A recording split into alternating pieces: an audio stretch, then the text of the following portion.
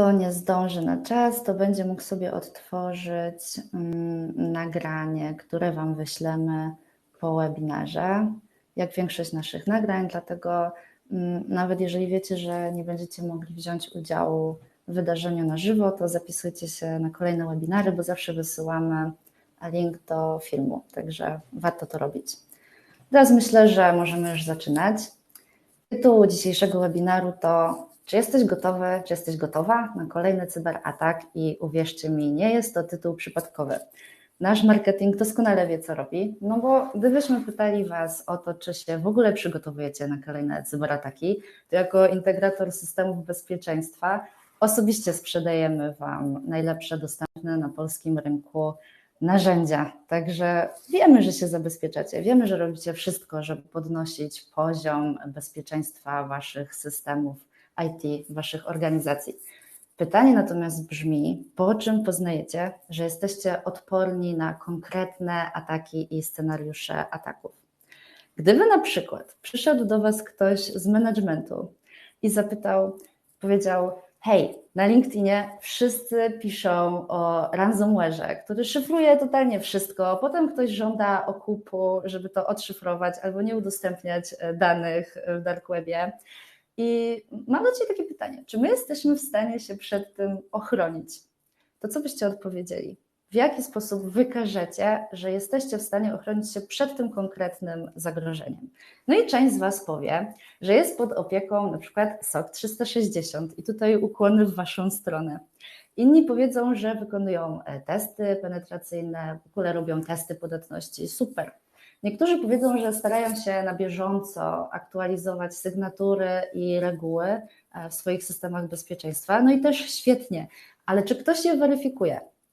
Czy te sygnatury, które wprowadzacie, te reguły, czy one są weryfikowane, czy one faktycznie Was blokują przed tymi systemami? Innymi słowy, czy Wy sami siebie atakujecie, czy symulujecie takie ataki, czy próbujecie się zainfekować? No i tutaj przychodzimy do Was z propozycją, bo naszym zdaniem najlepszą odpowiedzią na tego typu wyzwania są systemy klasy BAS, czyli Breach and Attack Simulation. I chcemy Was dzisiaj zapoznać z takim systemem, który nazywa się PICUS.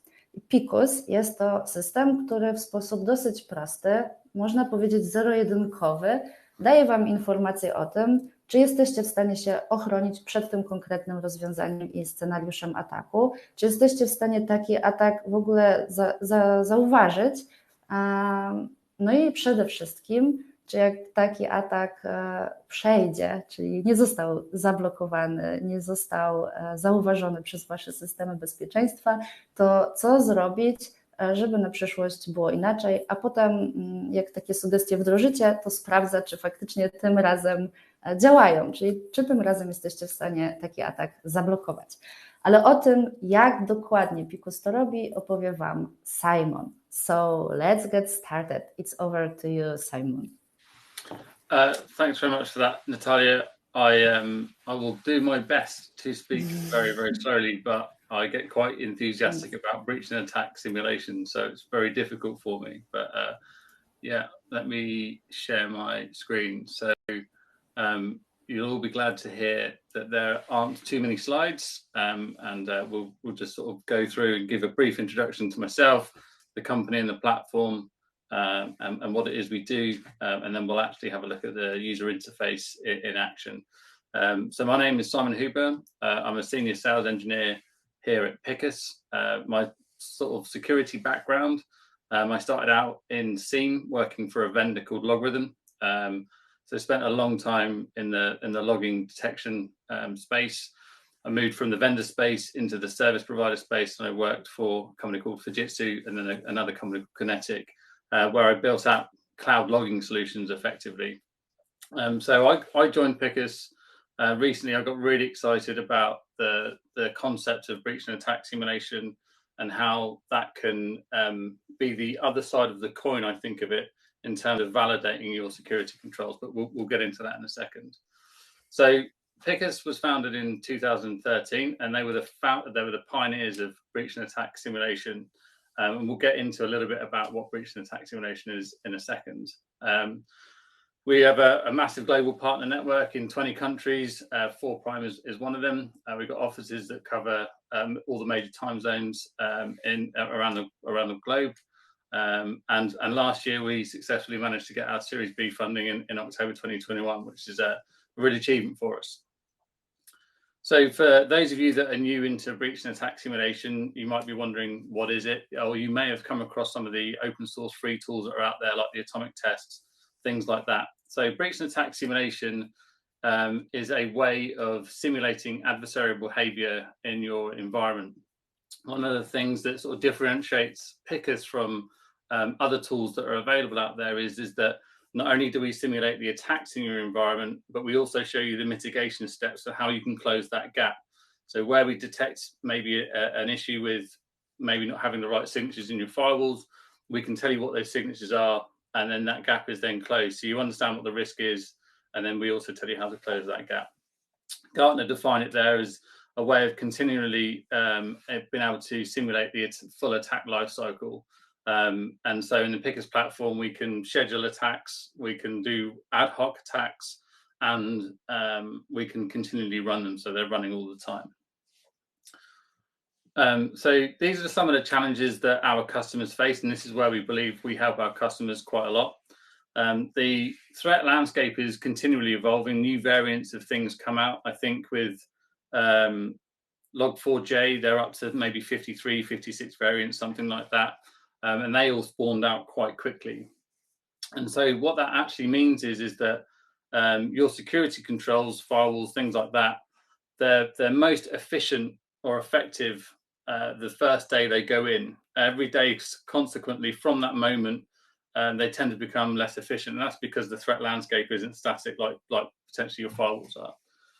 There's a lot of digital transformation going on with a lot of our customers. And so the attack surface is growing. Remote working is way more prevalent than it has been in the previous years.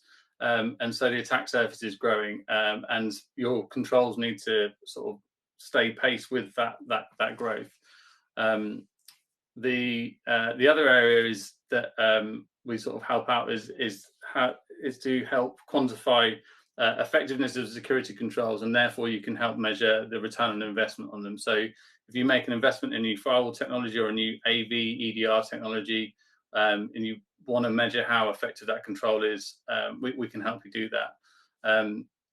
The other side to that is we can help you get more out of your existing controls. So rather than having to invest more money in new security controls, we can show you where your existing controls can be leveraged to help defend against new attacks that are coming out there. And the main crux of this is, for me, it comes down to this question, which a lot of customers will be asking their security teams, and that is, how secure is our environment right at this moment?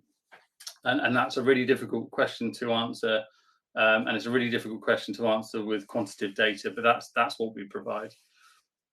So the status quo, so simulating adversarial behavior has not been a new thing out in the environment. So things like penetration and red teaming exercise are out there. There are limitations to those things. So with penetration testing, that tends to be very limited in scope. So it might be a penetration test might be undertaken as part of a yearly exercise to meet some sort of compliance, or it may be that a new service or a new technology has been stood up in your environment, and that needs to be penetration tested in order to meet some sort of compliance. So the attackers are normally given access to the inside of your environment, so you're not really testing your perimeter controls, and it's a snapshot in time. So after the penetration test has happened, if you have to make a change to that environment, that penetration test becomes less meaningful because your environment is different to the time that it was when the penetration test was run. A sort of more broader approach would be to maybe do some red teaming. So red teaming exercises may run over a longer period of time, but they tend to be quite expensive. They involve multiple people, and they also take a long time to stand up. So maybe a 2-week red teaming exercise may need 2 weeks of planning. So that's a month's worth of time. And with consultancy houses, that can be very, very expensive indeed. And threat intelligence feeds there. So threat intelligence feeds, I guess, you'll all be familiar with, you'll switch those threat intelligence feeds on, and you'll get a deluge or a massive amount of information will come into you, and it's very difficult to quantify what you should do with that information. I think another thing similar to threat intelligence feeds can be vulnerability scanners, and so they're very good at telling you what's out in the wild and what is problematic, but they're not very good at telling you how much those vulnerabilities or those threats are a risk to your specific organization. So this is kind of how the platform works. On the left-hand side, we have the sort of red bubble, if you like, there, and that's our threat library. I think the last time I looked, we're up to about 11,700 threats in our threat library. We have a threat team consisting of a red team and a blue team, I think of about 20 or 30 people, something like that. And they are continually looking for new and evolving threats out there in the wild. We ourselves consume a lot of paid for threat intelligence feeds. We subscribe to a lot of national certs as well. So as soon as we start to see new threats making the rounds out there, we start to reverse engineer those threats and start to build simulations. Those simulations then get uploaded into the platform, ready for you to test them in your environment. So we launch our attacks into your environment, and we test your prevention controls, and we also test your detection controls. And so if we follow this diagram from left to right, we can see that we'll launch a load of attacks. Some of those attacks will be prevented by your perimeter defenses, which is great. Some of them won't be, and the ones that aren't, we will let you know which attacks weren't prevented, and we'll also show you how to close those gaps. Then we move on to the detection layer, and so the attacks that made it through the prevention layer, can you detect them? Because obviously, if you can't prevent something, if you can detect it, then your defenders can spring into action and do the job that they're there to do and remediate that issue. Anything that's made it through both the prevention layer and the detection layer is what would be called your residual risk, and they're the most deadly attacks that are out there for you. So they're the things that you can't prevent and you can't detect. So you don't know they're happening in your environment, and you've got no visibility of them. And that's where PICUS really does shine a light on the unknowns in your environment. Okay, so the platform largely splits down into two sides, so a red teaming side and a blue teaming side. And the red teaming side consists of our threat library, which we've just spoke about, and our attack simulations. And then the blue teaming side is the defender side, basically. So log and alert validation and the mitigation steps that we've already spoken about. And the combination of continually validating those two elements is called purple teaming.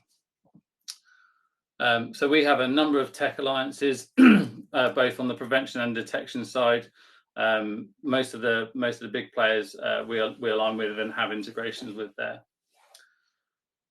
So the sort of benefits of this platform, to take it out of the technology, is that we can quantify the efficacy of your security controls, and we can help businesses make decisions to minimize the risk in their environment. So enhance their threat coverage, get more out of their devices that they've already got, improve their mean time to detect and respond.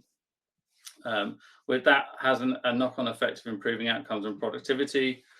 So again, improving SOC efficiencies. Like my time at Fujitsu, I worked quite a lot with the SOC team, and developing new detection rules in Logarithm was quite a lengthy process to make sure that we were not getting false positives, that our SOC team wasn't getting overrun with false positive alerts and things like that. And so having a tool like PICUS, we can run these simulated attacks, simulate the adversarial behavior, and make sure that our scene detection rules are working as best they can do. And all of this goes towards helping the business reduce their security costs. So you're doing more with less. So whether that's more with less people or more with less technology, that's the main goal of the PICUS platform. So that's the end of the slide portion of the presentation, which I'm sure everybody will be glad to hear. And we'll now move across into the dashboard of the UI itself. So the dashboard that we're presented with at this point is sort of a high-level overview of that security efficacy in your environment. So we've got two headline figures on the dashboard there. We've got prevention on the left and detection on the right. And so at the moment, we're running about 46% in prevention and about 49% in detection. So what does that actually mean? Well, that means that out of all of the threats that we're simulating in this environment at the moment, we are blocking 46% of them. And of the overall threats that we're simulating in the environment, we're detecting 49% of them. Now, those threats are made up of components, which we'll get into in a little bit when we start having a look at the anatomy of a simulation. But you can see there we have things like attacker objectives achieved, not achieved, or threats blocked, not blocked, things being logged or not logged, or alerted on, etc. The UI, this may be redundant to say, but the UI is color coded. The whole idea is that we're drawing your attention to the things that need focus the most. So red is bad, red is bad, green is good, and amber's somewhere in the middle. So our demo environment could do with a bit of work for sure. The next sort of graphic in here I think is particularly useful because it shows our security score over an extended period of time. Now, obviously, this being a demo environment, we're engineering this, so our security scores are somewhere in the middle, which is why our graph looks like it's sloping downwards. Hopefully, in your environment, the graph would be sloping upwards or would be flat. The interesting thing about this graph for me is where these dips are. So, because the environment, the threat environment is changing all the time, and as I said previously, your security controls are at their most effective the day they go in, and that efficacy tends to sort of wane over time. You can see that in this graph, but where we get big dips, that means that something's changed in your environment, and that could be a couple of different things. So that could be an attacker, some sort of malicious actor in your environment making changes or disrupting operations, or it could be that a change has taken place in your environment. So maybe a firewall policy rule change, or Active Directory group policy object has been changed.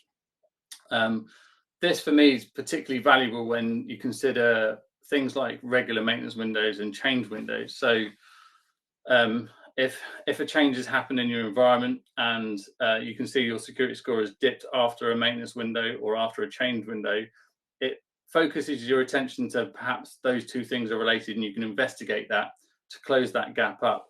I've worked in organizations before where a firewall has been upgraded with new firmware, let's say, and the change has gone through and it's been successful. So all of the testing that's been mandated as part of that change, are the firewall services up? Is everything running okay?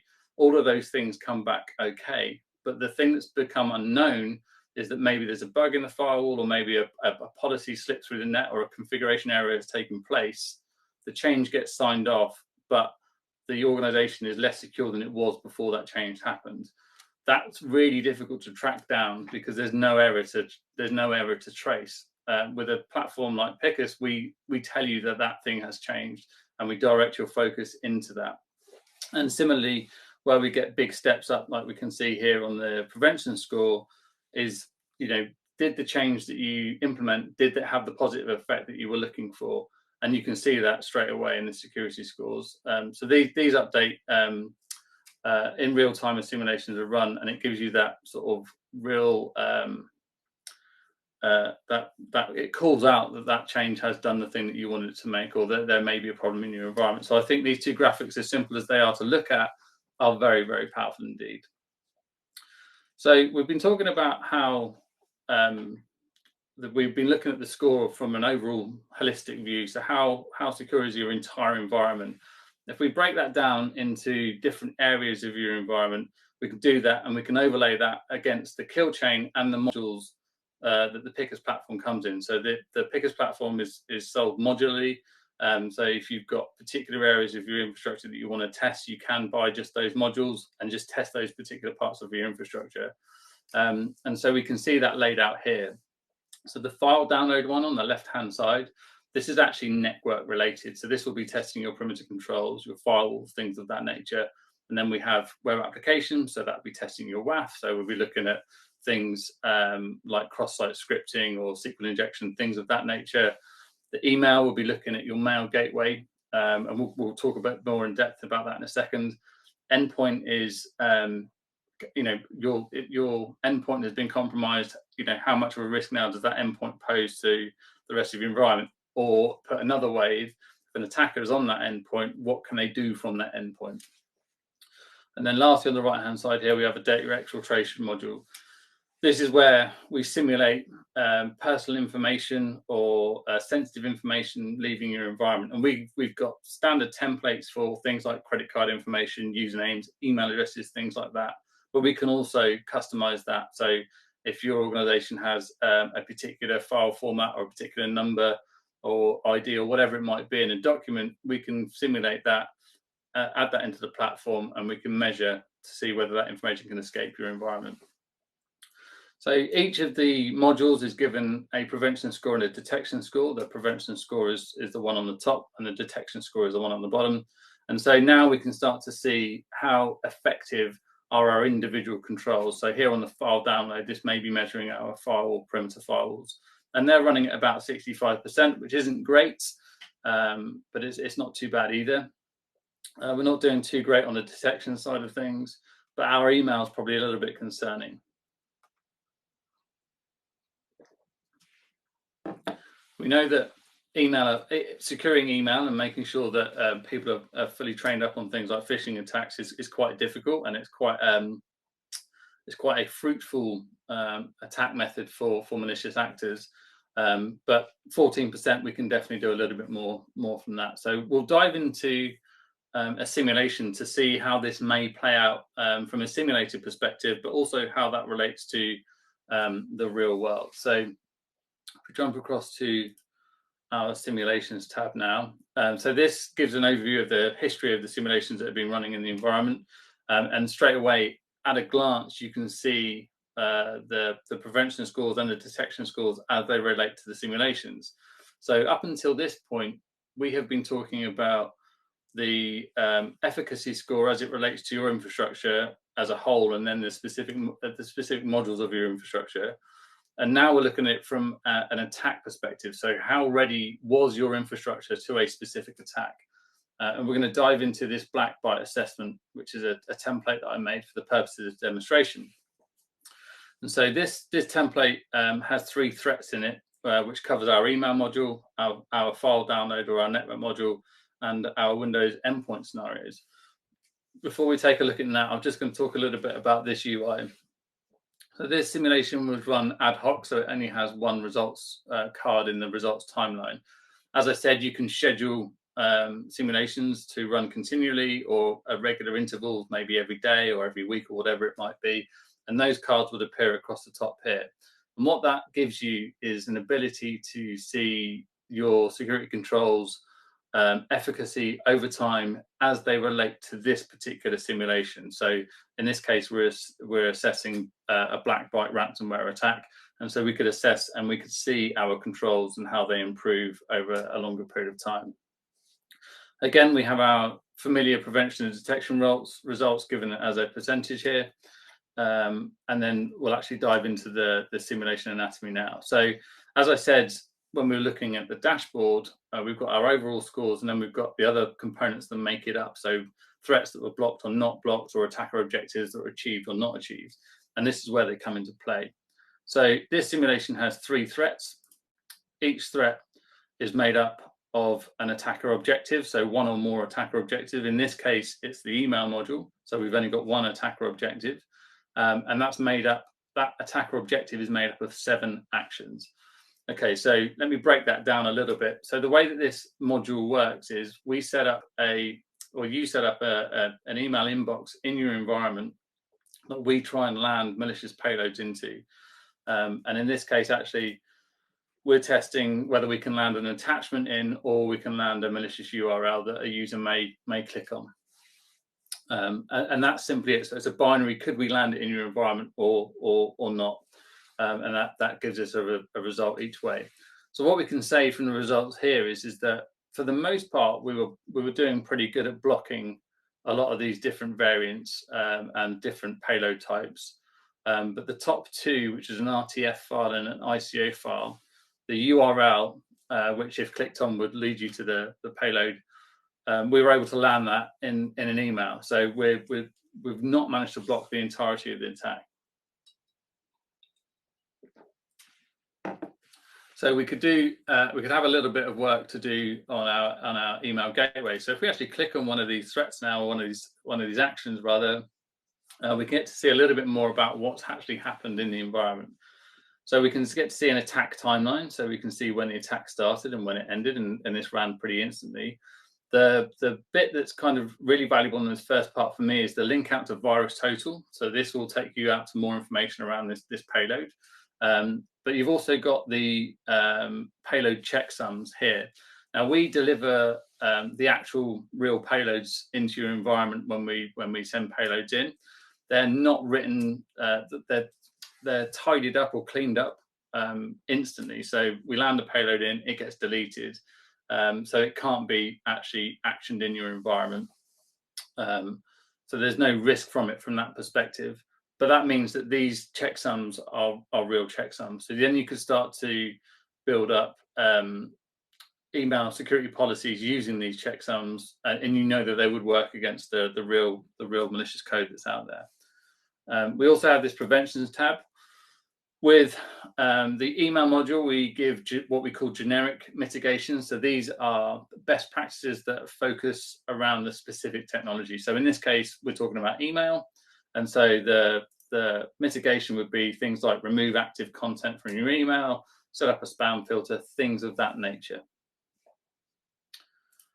Okay, so in our scenario, we've managed to land these two URLs. And unfortunately for us, our user, if this was a real user and not a simulated attack, unfortunately clicks on one of the URLs, which downloaded the ransomware into the environment. So now we're going to test to see if we could actually get the malicious code into the environment. And again, we've not done too bad. We've managed to prevent some things from landing in this environment. And we've also managed to detect some things in this environment. So if we have a look at our RTF file again, we can see that the payload was not blocked, but we did log it. So this is integrated into Splunk. As you can see from the technology partner alliance slide that I had in the presentation portion, we align with a lot of different technologies out there, including a lot of different detection technologies out there. So the attack started at 8:53 this morning, and it ended at 8:53 and 42 seconds. And at 8:57 and 51 seconds, the logs were detected in Splunk. Again, we have the same virus total link here and the checksums here, again, to help you build your detection capabilities if you needed to. The other really cool thing about the SIEM integration, and this is kind of one of the things that I get really excited about because of my background, is that you can actually see the actual logs that were captured in Splunk that relate to this specific attack. And so what that means is that where we haven't got an alert generated in Splunk for this, we can take this log file, we can generalize it so we can take out all of the machine-specific information, and we can start to build our correlation rules around this log data. So the PICUS platform is really helping your SOC team and your defenders to get detection and alerting capabilities much closer, because there's no point in being able to detect something malicious in your environment if you're not notified about it. It would just get lost in the noise. And we all know how under-resourced the SOC teams are at the moment. They're just, probably the likelihood of them seeing this log in the tool just would be so small that it would be undetected, really. So we've got no alerts there. If there was an alert generated, it would also be captured on this screen here. And because we're testing our firewalls, we can talk about our technology-specific vendor mitigation. So if you're running checkpoint firewalls, this would be the actual signature that you would need to load into your checkpoint firewall, and then that would block this attack from happening again in the future. And that, for me, again, is that speed to mitigation and that reduction in the mean time to resolve is the really, really powerful thing about the PICUS platform. Okay, so we've got the email came in, which contained a link. Unfortunately for us, our user downloaded the malicious payload into the environment, and now the malicious actors have got command and control of that desktop machine. So what is it they can do from this desktop machine? So again, we've got 5 attacker objectives here, which are laid out across the attack kill chain. So initial access, execution, discovery, lateral movement, things of that nature. And this is where we start to simulate that type of behavior in your environment. So if we have a look at gather system language via PowerShell, quite a common discovery technique. Again, we can see that this attack started this morning at 8:55:52 and was actually logged after the attack was finished. We also show you every step that we take along these attack simulations. So we give you the payload, which is in this case a PowerShell command, and we also give you the terminal output. So again, it's that full transparency of this is what was conducted in your environment, and these are the steps that the attack went through, so that you can be assured that when you start to build your mitigation around these types of things, that you're mitigating the right things. And again, we have the logs that were collected, and we have some other generic mitigation from the MITRE ATT&CK framework there. The other useful thing from the simulations page that we can have a look at is we can view this attack over the MITRE ATT&CK framework. So if that's a framework that you use in your organization to talk about security threats that are out there, you can overlay that and you can see how well you're doing against this attack over the MITRE ATT&CK framework, which I think is another really, really powerful way of communicating the risk or the efficacy of your controls in your environment. And we also do it over the unified kill chain actually as well. I'll just show that graphic there quickly. Okay, so we've run the simulation and we've talked about some mitigations. We're just going to have another look at some other mitigations in the environment. We'll do that from our mitigations tab here. And so one thing that I kind of really wanted to just touch base on was these vendor-specific mitigations. So the way that I sort of see this working, or this would have been really handy for me to have actually a place like Fujitsu, would be, okay, so we're running Forcepoint next generation firewalls. We can see that we've got a score of 91%, which is very good. And what that actually means is that we've had 919 actions run against that firewall. 842 of them have been blocked. 777 of them have not been blocked. So how do we go about remediating that? Well, this is where you can do that from this signatures page here. So again, we've got our action names here on the left-hand side in this column. That could be APTs, or it could be a particular threat like the black white that we were looking at before. So if you're particularly concerned about a particular threat group that's out there, you could look for signatures that you may need to load based on those threat groups' activities. We've got the signature name, and then we've also got the impact. So what this means is that if we loaded this signature into the firewall, it would have an impact of 0.2%. And if we look at that another way, in order to close all of the remaining gap on this firewall, we would have 6 signatures to load.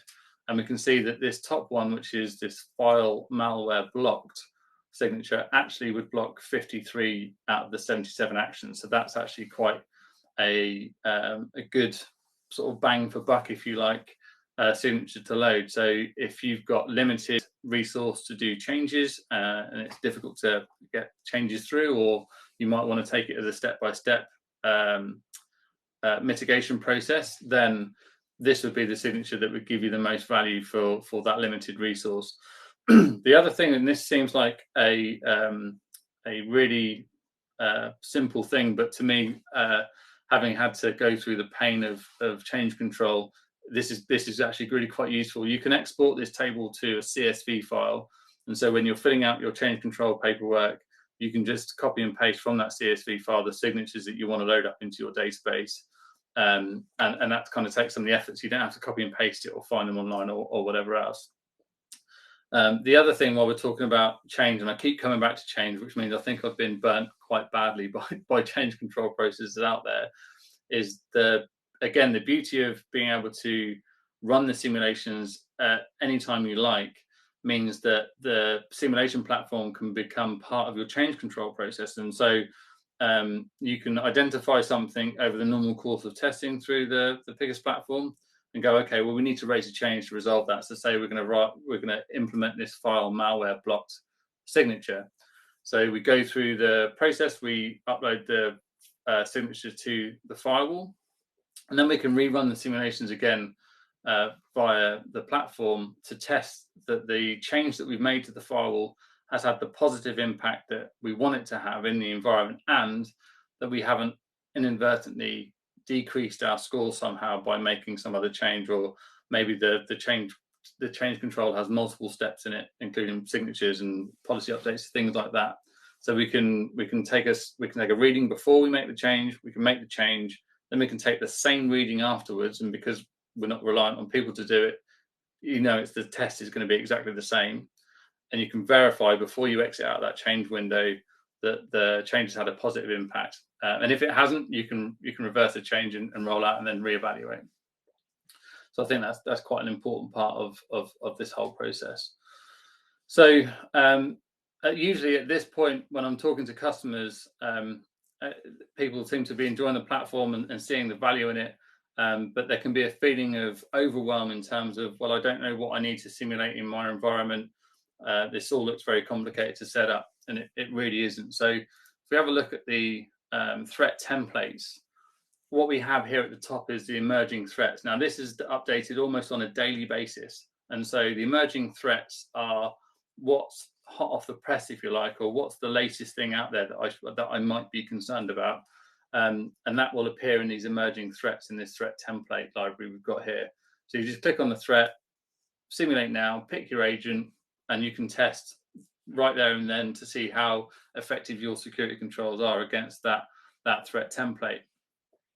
The other way to spin this that I really like is the security control rationalization button. So these threats here are dynamically updated. So as the platform gets updated with new threats, these templates get updated with new threats. And this enables us to test specific technology within our environment. And again, going back to the way that we have made the platform modular, if you've only bought the firewall testing and the endpoint testing, then you can just basically run a comprehensive test on those two technologies to see how effective your security controls are. And if we just have a look at one, you can see that we've got 100 threats in here, and each of those threats, again, laid out over the kill chain. You can see exactly what's going on with them, and if you have it integrated with your SIEM tool, you can see whether you're detecting these things or not. So that kind of brings us to the end of the PICUS platform overview. So I guess we can open it up for questions that we can go through. Thank you very much, Simon. We have some questions. Excellent. Let's see. The first one is, how long does the simulation take? Is there a recommended interval between recurring simulations? So that's a really, really good question. So the simulations, the time the simulations take depends on the number of actions that are in the simulation. So if I go back to the black bite test this morning, I think this black bite test took maybe 5 minutes to run, 5-6 minutes to run. But then we've got quite a lot of things going on in here. So we're trying to deliver quite a lot of malicious content. And we're trying to run quite a number of actions on the actual endpoint itself as well. So these things can take some time for the attacks to run, the commands to give us a response, and then for us to gather that information. I would also say that it does depend on how well spec'd the machines are. So one thing that I haven't touched on actually, which might be useful for people to know, is that the PICUS platform runs on a server agent type of architecture, if you like, so that our cloud and an agent would be deployed on a machine in your environment, but it is not an active user's machine. So we would have a separate machine built to your gold image, running on a VM, and the agent would run on that. And so how well that machine is spec'd will also have an effect on how quickly these simulations run. In terms of scheduling, it really depends on the customer's appetite to make changes in their environment. Obviously, the more frequently they run tests, the more up to date their overall security efficacy scores will be. But if they haven't got the resource to make loads of changes all of the time, then there's no point in running the tests all the time. So we have some customers that run tests weekly, monthly. We have other customers that run tests continually all of the time. So it really does depend on their appetite for that. But it's so easy to schedule. Nothing's fixed in stone. You can kind of change your mind with that. I think that this is also the answer on question, how does BAS differ from pen testing? Yeah, because you can do it more often. Yeah, no, absolutely. So with pen testing, as I said before, it's a snapshot in time. So the pen tester on that day, it's dependent on that particular pen tester's skill. And I was actually talking to a partner yesterday who do penetration testing, and at the moment he does everything. He configures all the tests on his laptop, and he uses loads of scripts and things that he's cobbled together himself. And so when he does a test, it's very different from when his colleagues run a test. And when PICUS runs a test, it's the same every single time it runs the test. So you get that consistency, and you can run it whenever you want to run it. Yeah. Let me take a look at other questions. Are we able to select the APT attacking group or the most popular attack vectors of a given selected group? Yes. So we're coming to our threat library. So this is where we've got all of our modules and all of our threats. If you wanted to select a particular APT group, so the first one that we come to there is APT 35. And that's selecting across our Windows endpoint. So say if we say we want to narrow in on APT 35, we have endpoint scenarios there. If we check out APT 29, we've got email, file download, and endpoint scenarios. So we can cover it from that angle. So one of the things about operationalizing the MITRE ATT&CK framework is understanding what threat groups are relevant to your industry and relevant to your geolocation, and that information is included in the platform. So once you understand that, we can start to gear our attacks to your environment and your situation specifically, so you can understand the risks to you personally, rather than them just being generic risks that apply to everyone, if that makes sense. I think that makes sense, but if it doesn't, yeah, if you have any other questions, I'll try and explain it again. Yeah. So the next question is, what are the recommended steps of implementation, and what do I have to change in the environment? Okay, so in terms of implementation, it's pretty simple, straightforward. So once you sign up to the PICUS platform, it's running our cloud. And then it's just a case of installing agents on your machine. So the way that I would think about where to place agents, this comes down to how many different gold builds do I have in my organization. So if you're a small organization, that may be one. We have organizations out there that have 10 different builds around the globe, so they might want to pick 10 agents. And then the other question to ask yourself is, what controls do I want to test, and does that vary around the world? So the perimeter firewalls from the UK office may be different from that in Australia, so therefore you may have to have two different scenarios set up from that perspective. In terms of changes that are running your environment, again, it depends on what modules you want to test, but usually where there's an agent involved, there's some network configurations to allow a heartbeat out, and also some exceptions to put in place for your EDR or AV, so that it doesn't delete our tools or our scripts or whatever that the agent downloads. I would reiterate, though, that when we download malicious payloads, they're cleaned up straight away. And actually, if you observe it on a virtual machine, as soon as the file gets created, it's used and then deleted straight away. It's quite funny to see. If you're a nerd like me, that looks at files being created and deleted. I get it.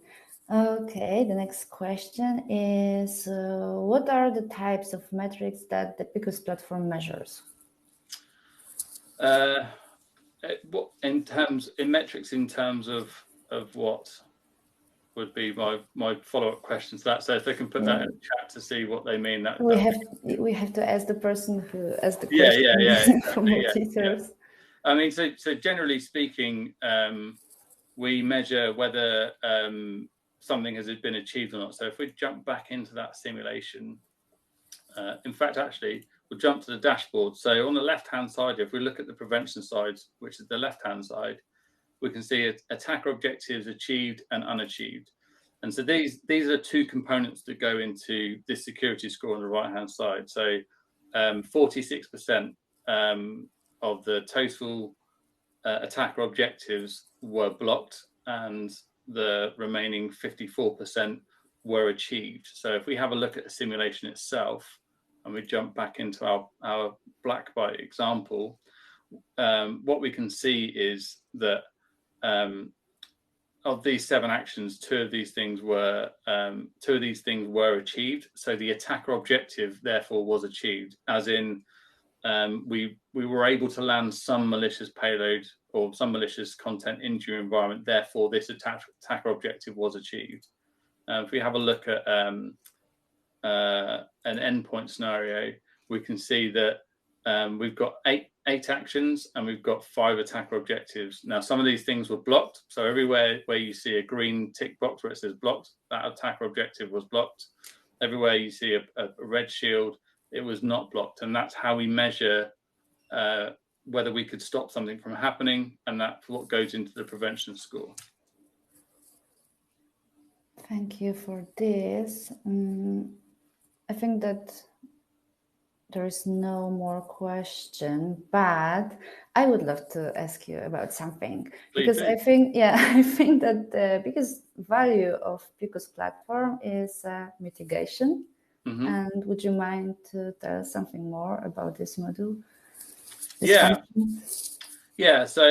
So you're absolutely right. For me, the valuable thing with the platform is we show you where the problem is and we show you how to resolve that problem as quickly as possible. Because everybody knows that they have a problem, Exactly. And if you don't have a problem today, you're definitely going to have a problem tomorrow. And so from a business perspective or from a business level, if you're having to go into some sort of board meeting or a security committee meeting, imagine going into one of those meetings where they're asking you, how secure is my organization right now? Or you want to go and spend some more money on a new EDR platform or whatever it might be. With PICUS, what you can do is that you can go in with data to say, this is how we are secure at the moment. These are our vulnerable areas. And so we have a problem on our endpoints and we need to shore that up because our score is at 40%. If we spend X amount of money on whatever EDR platform that we recommend, we can improve our score from 40% up to 80%, and therefore it reduces risk by this amount. So you're enabling your organization to make data-driven decisions when it comes to their security spend. If we just scroll down, we don't have particularly good scores in this environment because it is a demo environment. But yeah, we can see that our endpoint score is 40% and our firewall score is only 65%. Using the PICUS platform and using the mitigation, we know we can improve our firewall score because we can use the vendor-specific mitigation we have for our firewalls, and we can do more with the technology we've already got. But with our endpoint, maybe our AV or whatever's not effective, and we can sort of direct spend that way. Now, if we're looking at it maybe from a technological perspective, and we think that we've maybe got poorly configured security controls on our endpoint, that's when we can have a look at our generic mitigation around our endpoints to have a look at what it is we might be able to do to shore that up. Now, a lot of these generic mitigations come through, and a lot of the problems with endpoints really, other than having good EDR and AV on them, will come down to permissions, user rights, service rights, those types of things. And we call that out on the preventions tab here. And again, you can search through these action names for specific things that you may be concerned about in your environment. So does that give you a kind of a better sense of the mitigation? Yeah, I think so. Thanks.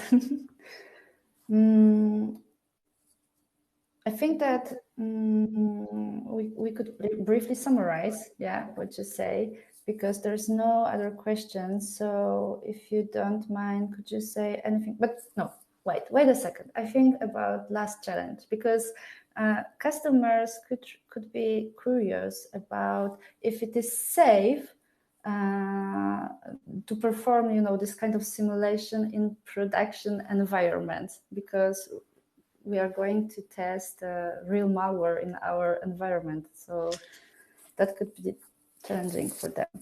Yes, so that's something that comes up quite often, and as I sort of said, we do deliver real malicious payloads into your environment, but so we do test in your production environment, but we don't test on your production machine. So we wouldn't install an agent on your domain controller, or we wouldn't install an agent on someone's desktop PC where they could inadvertently see the executable come in and click on it or whatever before it was deleted. So that's one thing to say. The second thing to say is that as these payloads are delivered, they are removed from the machine straight away, so they're never left in place.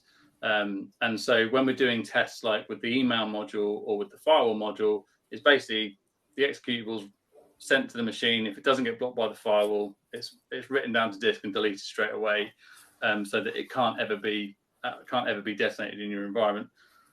When it comes to the endpoint scenarios, we are simulating attacker behavior. So at that point, we're not running any malicious code. So when we're doing things like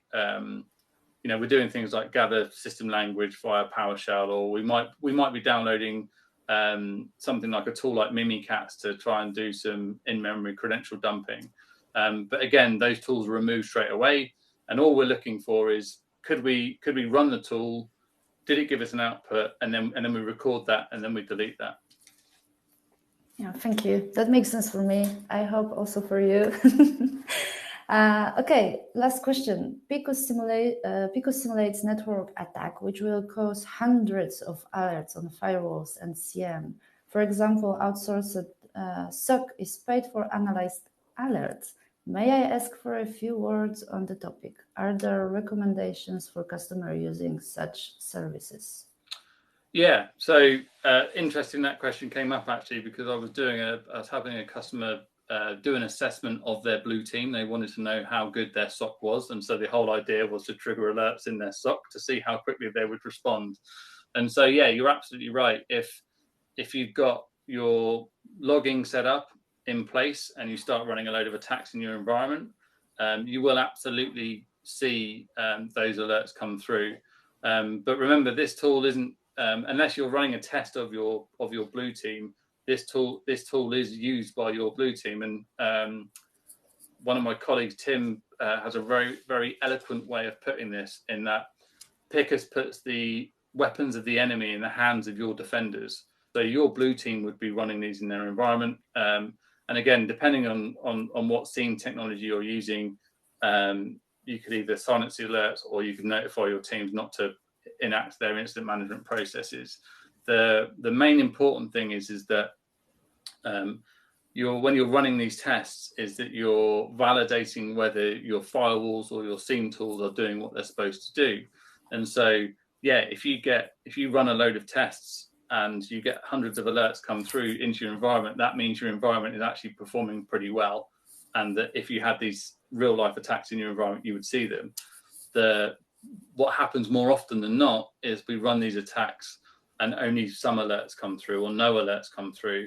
And that's really deadly for organizations, because it means that they're vulnerable to these attacks and they wouldn't even know if they were happening in their environment. And so we shine a light on that problem, and then we show you how to remediate that problem. So, but yeah, definitely with these types of tools, you need to mediate with your blue team to kind of coordinate your incident management process. I wish that everyone has a blue team on board. Yeah, absolutely. Well, this is kind of like having a red team in a box, right? So The other thing that I was talking to someone about the other day was that effectively, when you leverage the PICUS platform, you're augmenting your security team with our threat team. And so our threat team are doing all the work for you, and all you've got to do is run the simulations and take the action. So that's a really valuable thing for people, I think. Okay, Simon. Yeah, I think that we have covered everything. There's no other questions, so let's wrap up now. Let me do a briefly summarize in Polish to my customers, if you don't mind. That's fine, no problem.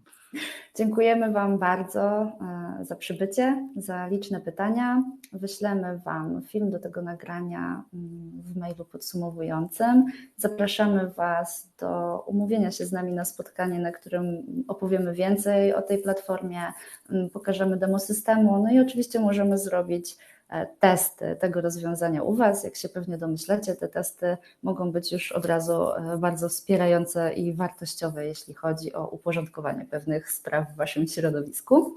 Także serdecznie zapraszamy. Obserwujcie nasze konto na LinkedInie, żeby być na bieżąco z kolejnymi wydarzeniami i już teraz mogę zdradzić, że jedno z nich odbędzie się w świecie rzeczywistym. Na chwilę wyjdziemy z tego online'owego świata, żeby się z Wami spotkać osobiście. Także obserwujcie nas, kontaktujcie się z nami, bądźmy w kontakcie i zapraszam na kolejne wydarzenia. Cześć. Thank you, Simon. Thank you very much. Thanks very much. Thanks for everyone that joined.